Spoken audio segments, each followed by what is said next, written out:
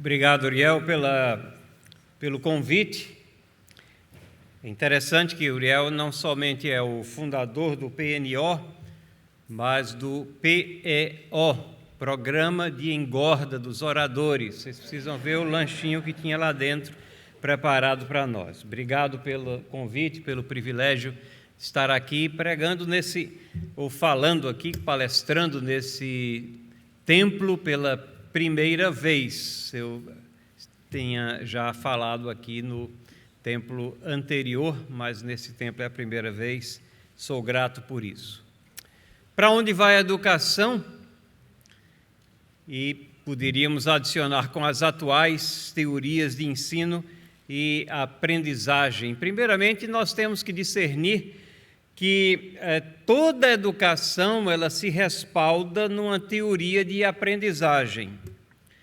E isso nem sempre é perceptível para professores, pais ou alunos, mas existem premissas que direcionam o processo de ensino-aprendizagem. E essas teorias elas procuram responder a perguntas como essa: o que é conhecimento, por exemplo? Qual a essência, qual o objetivo da educação? Como é que as pessoas, ou mais especificamente, como é que as crianças aprendem? Como dar significado ao processo de ensino-aprendizagem? Ou qual a melhor metodologia para intensificar e solidificar a aprendizagem? Teorias de aprendizagem não são coisas recentes, sem mencionar que a própria palavra de Deus está cheia de uma teoria específica de aprendizagem e de definições do que é conhecimento, mas numa rápida varredura aqui na história, compactando alguns milênios em 20 minutos, nós vamos ver que teorias de ensino-aprendizagem não são proposições recentes.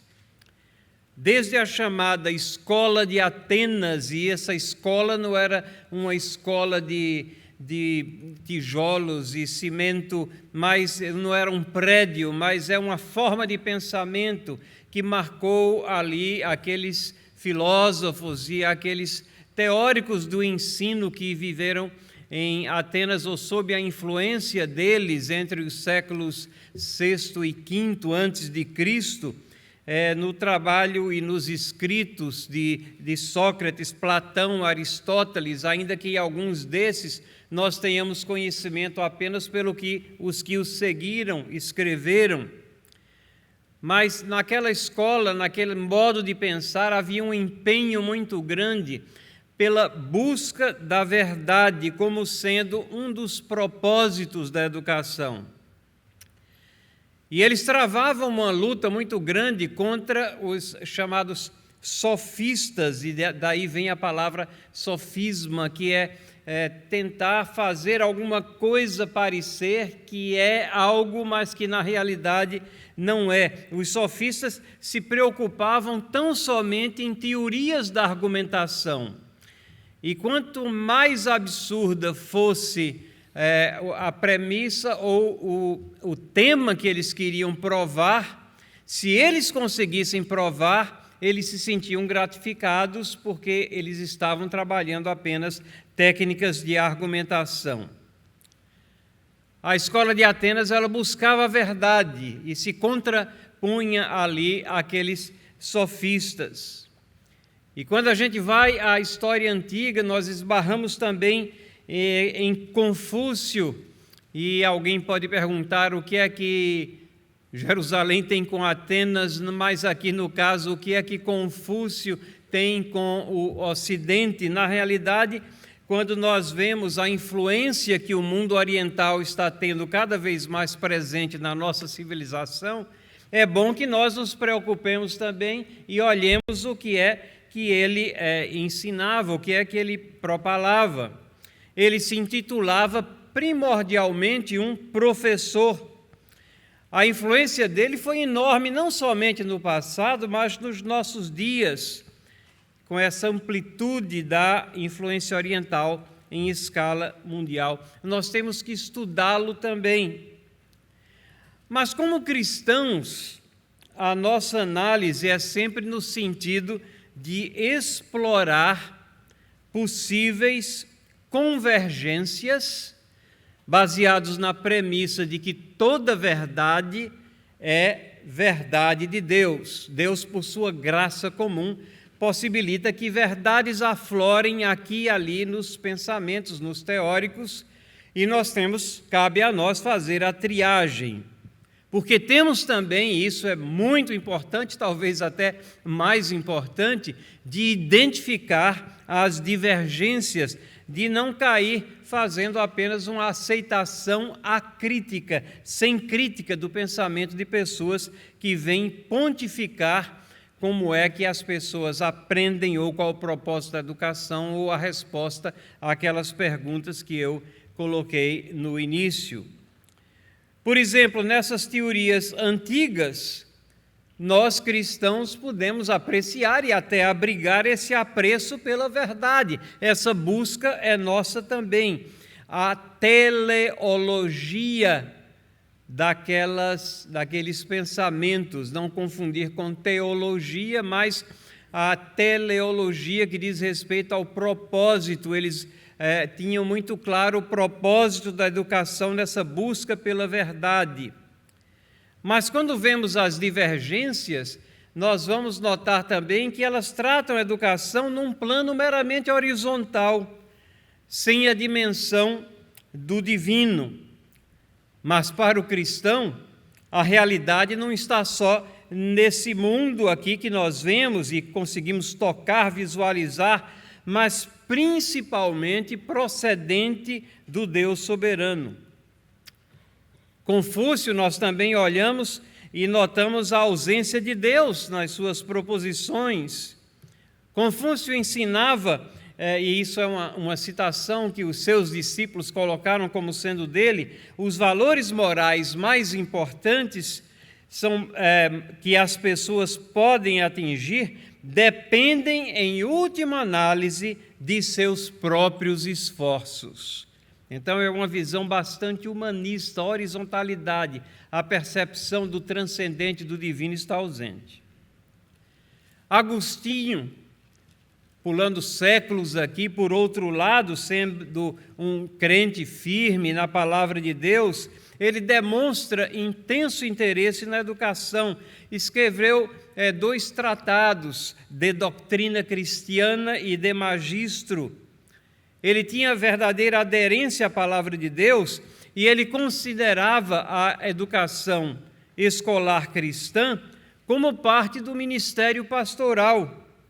Para ele, a tarefa de pastores e professores era, e ele coloca 3 coisas aqui. Primeiro, era descobrir a verdade nesse mundo criado por Deus. Segundo, ensinar a verdade. E terceiro, defender a verdade quando ela é atacada. E baseado nesses 3 pontos aqui, ele especifica 6 princípios que deviam orientar o processo de ensino-aprendizagem. Nós não vamos entrar nos detalhes nem enumerá-los aqui, porque o nosso tempo é curto, mas Agostinho procurava firmar o seu entendimento do que é educação a partir da palavra de Deus e da existência do Deus soberano do universo. A reforma do século XVI, ela traz um redirecionamento à palavra de Deus. É errado pensar que a reforma do século XVI, ela formulou novas doutrinas, mas ela volta à palavra de Deus. O trabalho dos reformadores foi o trabalho de garimpeiros, livrando-se do entulho da tradição humana que havia soterrado a palavra de Deus. E, nesse sentido, ela aflora da reforma do século XVI, aflora esse conhecimento sobre profundas realidades transcendentes e caminhos extremamente cruciais a serem trilhados pelas pessoas no conhecimento de Deus, no abrigo da salvação trazida por Cristo Jesus, aplicada pelo Espírito Santo, mas levando também a uma ênfase muito grande na área da educação, especialmente a educação às crianças. Na época de Lutero, as crianças eram muito bem-vindas, vistas como mão de obra adicional naquela sociedade agrícola, primordialmente agrícola, e elas eram uma bem-vinda mão de obra, mas eram raramente educadas. E a educação era algo considerado supérfluo, e Lutero diz que isso era um pecado horrível perante Deus, não educar as crianças. Veja, o interesse de Lutero na tradução das Escrituras era para que as pessoas lessem e compreendessem as Escrituras, mas para isso elas tinham que aprender a ler. E isso teria que começar com as crianças. Então, Lutero é aquele que formulou essa ideia de em cada igreja uma escola. Calvino, ele funda a Academia de Genebra, ele funda também uma escola para as crianças e crianças carentes também. Zwinglio é interessante, ele escreve muito sobre educação, e é interessante que ele inclui a prática de esportes, algo que veio somente ser parte do processo educacional algumas décadas atrás, mas ele inclui isso como sendo parte da educação. Comênio, João Amos Comênio, ele procura uma educação abrangente, uso de ilustrações. Comênio foi um dos primeiros que fez uma estratificação da assimilação cognitiva das crianças, alguma coisa que só seria discutido 3 séculos depois dele.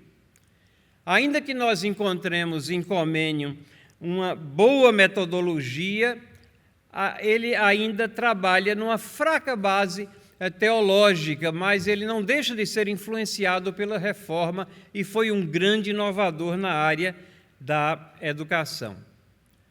Mas a nossa pergunta é: para onde vai a educação? Por que isso? Porque no século XX que nós vamos observar uma verdadeira explosão de teorias educacionais.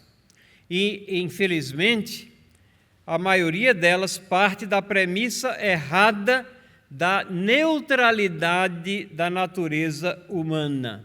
As pessoas nascem neutras, isso não é bíblico.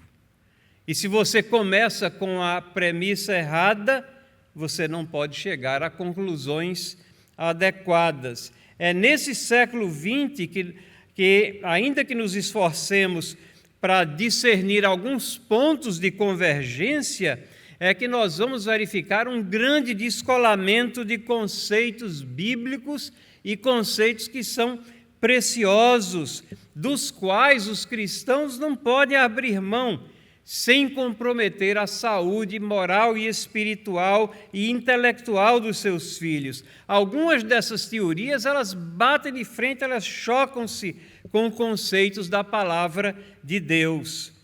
E nós ressaltamos nesse século XX a influência de John Dewey com o seu pragmatismo, os fins que importam, não interessa como nós chegamos até ele.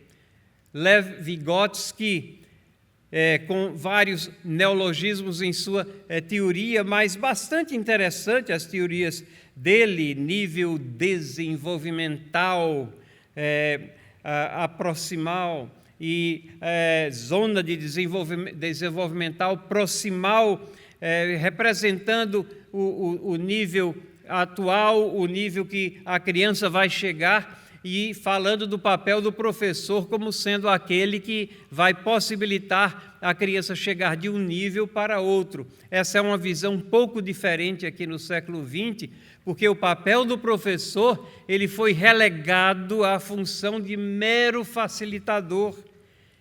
E a isso damos crédito, se podemos chamar de crédito, a Jean Piaget, pai do construtivismo, que é muito mais uma filosofia do que uma metodologia.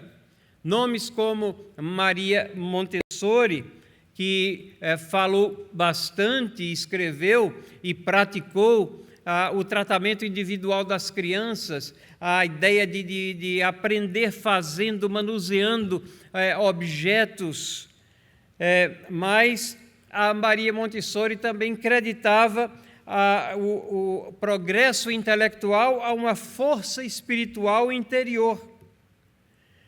Temos Edgar Morin, que é um nome muito conhecido, ainda vive, que fala da complexidade das coisas. As áreas de conhecimento não são estanques, mas elas se comunicam com as outras, e é por isso que dentro da pedagogia se fala tanto hoje em dia de transversalidade, interdisciplinaridade. As coisas são vasos, as áreas são vasos comunicantes entre si, e nós como cristãos podemos abraçar essa ideia da complexidade, porque Deus é aquele do qual procedem todos os conhecimentos e aquele que conjuga em si todas as áreas de conhecimento. Mas Morin vai além disso, e a complexidade dele termina sendo uma complexidade muito complexa, levando quase a um agnosticismo pedagógico e professores ao desespero, porque as coisas são tão complexas que você não consegue, na realidade, discernir o que fazer com ela. Desses que nós citamos todos aqui, Jean Piaget é aquele que tem tido mais influência no Brasil na formação dessas teorias construtivistas, e ele entra também na área de formação moral, porque ele escreveu um livro chamado Juízo Moral da Criança, onde ele coloca que você dar diretrizes morais à criança significa coação moral.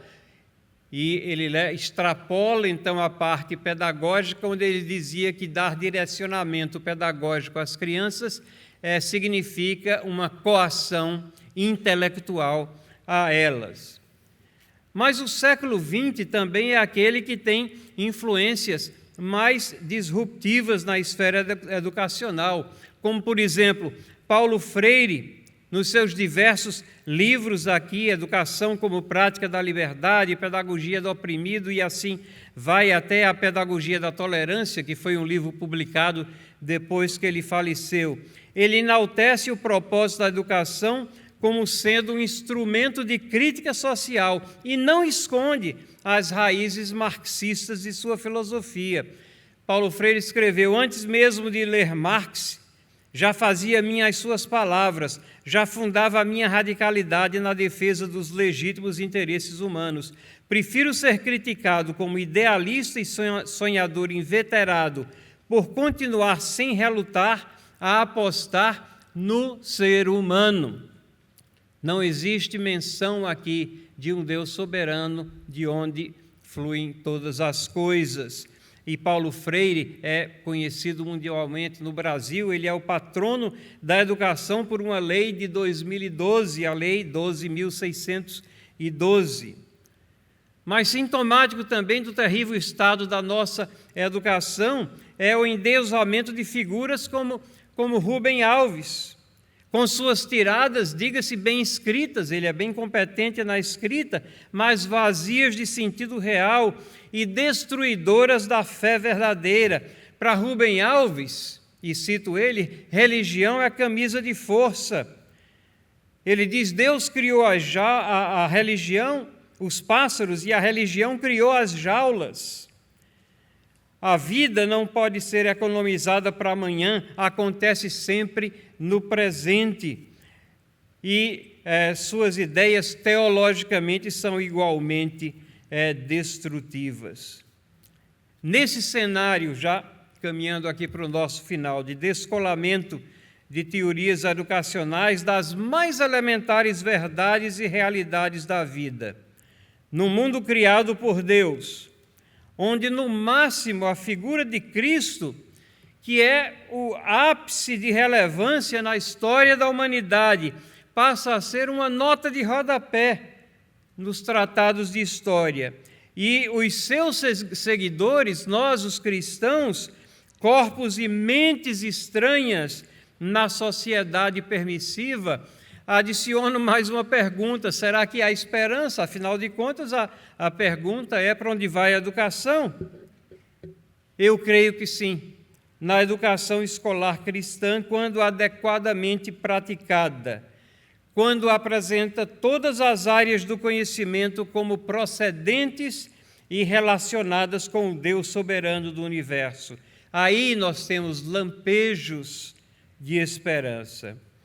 Essa educação escolar cristã, eu vejo que ela está em processo de fortalecimento através de algumas vertentes teóricas e práticas, como, por exemplo, educação clássica, método cognitivo interacionista, pedagogia redentiva, a chamada antigamente educação por princípios, ainda que a abordagem educacional por princípio é o nome atual mais preferido, e até via homeschooling, que se encontra em processo de aprovação no Brasil. As escolas que possuírem como base uma cosmovisão cristã, que não desprezarem os diferenciais e que as distinguem das demais instituições seculares de ensino, elas podem fazer a diferença. Os pais que realmente estiverem dispostos a se sacrificar para que seus filhos não caiam nas garras de uma mente secular, no espírito dessa era, e que apoiem essas instituições, podem sim fazer a diferença. Alunos formados com base em uma orientação cristã de ensino podem fazer a diferença em uma sociedade que se esgarça a todo momento pelo ímpeto das forças do mal. E Deus pode ainda fazer maravilhas, trazendo lucidez ao campo pedagógico em geral, tendo misericórdia da nossa pátria, das nossas crianças, para que a verdade seja novamente valorizada, princípios e valores eternos reconhecidos até pela própria necessidade de sobrevivência da frágil matiz de convivência entre pessoas e do desenvolvimento social e pessoal. A educação escolar cristã pode ser esse atalaia que soa a voz profética nesse mar de subjetivismo e de incerteza.